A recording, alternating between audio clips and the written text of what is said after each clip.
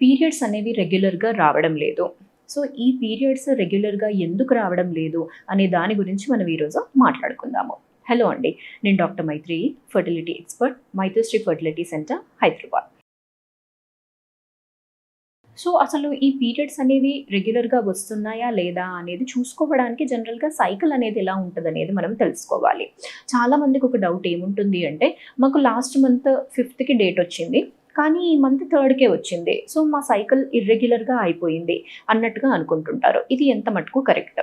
So, జనరల్‌గా మనం తెలుసుకోవాల్సింది ఏంటంటే, బాడీ అనేది ఏమి మెషిన్ ఏమి కాదు. ఎవ్రీ మంత్ అదే టైంకి అలారంలాగా రావడానికి. ఒక 2 డేస్ అటు ఇటు అయినా కానీ అది రెగ్యులర్ సైకిల్స్ లాగే కన్సిడర్ చేస్తాము. దానివల్ల మీకు ఇర్రెగ్యులారిటీ వచ్చేసింది అని అనుకోవడానికి వీలేం లేదు. ఇర్రెగ్యులర్‌గా అని మనం ఎప్పుడు ట్యాగ్ చేస్తాము? ఒకసారి పీరియడ్స్ అనేవి చాలా ఎర్లీగా వస్తున్నాయి. అంటే ఒక 15 డేస్‌కే వచ్చింది, 10 డేస్‌కే వచ్చింది. నెక్స్ట్ ఇంకొక 2-3 మంత్స్ వరకు అసలు రావడం లేదు. కొందరు పేషెంట్స్‌ని చూస్తే ఈవెన్ 6 మంత్స్, 1 ఇయర్ వరకు కూడా వాళ్ళకి డేట్స్ అనేది రాలేదు అన్నట్టుగా చెప్తుంటారు. ఇంత వేరియేషన్స్ అనేవి ఉన్నాయంటే అప్పుడు డేట్స్ ఇర్రెగ్యులర్‌గా వస్తున్నాయి అని మనం అర్థం చేసుకుంటాము. అండ్ ఇంకొకటి ఏంటి అంటే ప్రతి ఒక్క పర్సన్‌కి అనేది వాళ్ళకొక లెంత్ అనేది ఉంటుందనమాట. సైకిల్ లెంత్ అనేది. అంటే ఫర్ ఎగ్జాంపుల్ ఒక పర్సన్‌కి 25 డేస్‌కే రావచ్చు. ఇంకొకరికి 30 డేస్‌కి రావచ్చు. ఇంకొకరికి 35 డేస్. సో, వాళ్ళ సైకిల్ లెంత్ ఎంత ఉంది అనేది మనము చూడాల్సిన అవసరం అనేది ఉంటుంది. ఇలా కాకుండా చాలా వేరియేషన్స్ ఉన్నాయంటేనే అప్పుడు ఇర్రెగ్యులారిటీ అన్నట్టుగా ట్యాగ్ చేస్తాం. సో, ఇలా ఇర్రెగ్యులర్‌గా ఏ కేసెస్‌లో రావచ్చు అనేది నెక్స్ట్ క్వెషన్. ఫస్ట్ వచ్చేసి పీరియడ్స్ అనేవి స్టార్ట్ అయినప్పుడు అంటే పిల్లలకి మెన్స్ట్రుయేషన్ స్టార్ట్ అయినప్పుడు వాళ్ళకి ఇర్రెగ్యులారిటీ అనేది ఉండే ఛాన్సెస్ అనేవి ఉంటాయి. ఎందుకంటే అప్పుడే వాళ్ళకి స్టార్ట్ అయింది కాబట్టి ఆ హార్మోన్స్ అనేవి బ్యాలెన్స్ అవ్వడానికి బాడీలో కొంచెం టైం అనేది పట్టొచ్చు.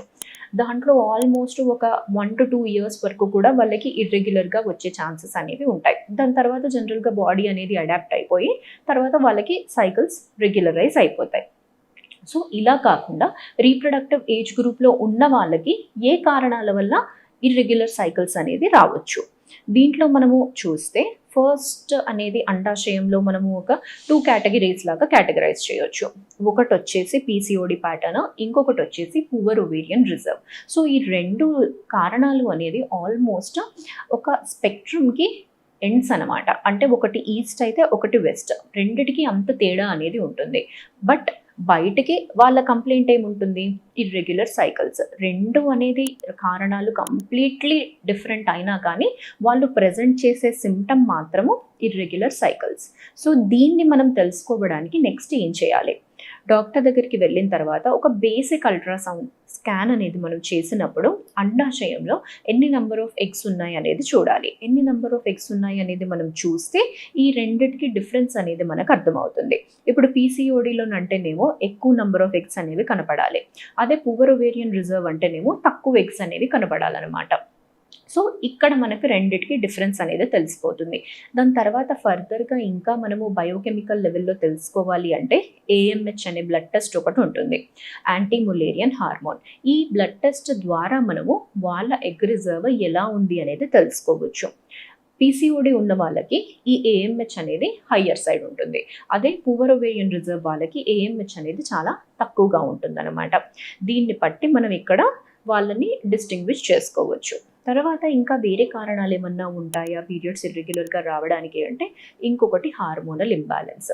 మెయిన్‌గా థైరాయిడ్, ప్రొలాక్టిన్ ఈ హార్మోన్స్ అనేది జనరల్‌గా పీరియడ్స్ రెగ్యులారిటీకి రోల్ అనేది ప్లే చేస్తాయి.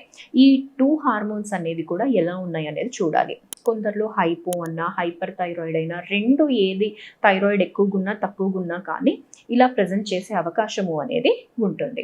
తర్వాత ప్రొలాక్టిన్ అనే హార్మోన్ కూడా. ప్రొలాక్టిన్ కూడా హైపర్ ప్రొలాక్టినిమియా ఇలాంటి కేసెస్‌లో పీరియడ్ ఇర్రెగ్యులారిటీస్ అనేవి కూడా వస్తాయి. దీనికొక చిన్న ఎగ్జాంపుల్ మనము ప్రెగ్నెన్సీ వచ్చి డెలివరీ అయిన ఒక ఫీమేల్ తర్వాత ఎవరైతే మిల్క్ ఇస్తుంటారో, లాక్టేషన్‌లో ఉంటారో వాళ్ళకి కూడా పీరియడ్స్ అనేవి ఇర్రెగ్యులర్‌గా వస్తాయి.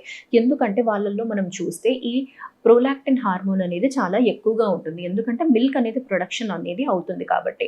సో, ఈ హార్మోన్ అనే దాని వల్ల కూడా మనకి పీరియడ్స్ ఇర్రెగ్యులారిటీ అనేది ఉండే ఛాన్సెస్ అనేవి ఉంటాయి. సో, బేసికల్‌గా ఒక పేషెంట్‌కి పీరియడ్స్ అనేవి ఇర్రెగ్యులర్‌గా వస్తున్నాయి అంటే మనము ఏ కారణం వల్ల వస్తుందనేది ఫస్ట్ చూసుకోవాలి. తర్వాత నెక్స్ట్ వాళ్ళకి ఏం చేయాలి అనేది మనం డిసైడ్ అవ్వాలి. అండ్ దీంట్లో చాలామందికి ఒక డౌట్ ఏముంటుంది అంటే పీసీఓడీ ఉన్న వాళ్ళకి మేము ఈ మంత్ ట్రీట్మెంట్ అనేది తీసుకున్నాము. ఆ ట్రీట్మెంట్ తీసుకున్నాళ్ళు మాకు పీరియడ్స్ అనేవి రెగ్యులర్‌గా వచ్చాయి. దాని తర్వాత ఆపేయగానే మళ్ళీ ఇలాగే వస్తున్నాయి. 2-3 మంత్స్‌కి ఇలా మాకు డేట్ అనేది వస్తుంది అనేది. సో, గుర్తుపెట్టుకోవాల్సింది ఏంటి అంటే ఇక్కడ పీసీఓడీ ఉంది అంటే మీకు కావాల్సింది ఏంటసల? నార్మల్‌గా డేట్స్ ఒక్కటే రెగ్యులర్‌గా కావాలా?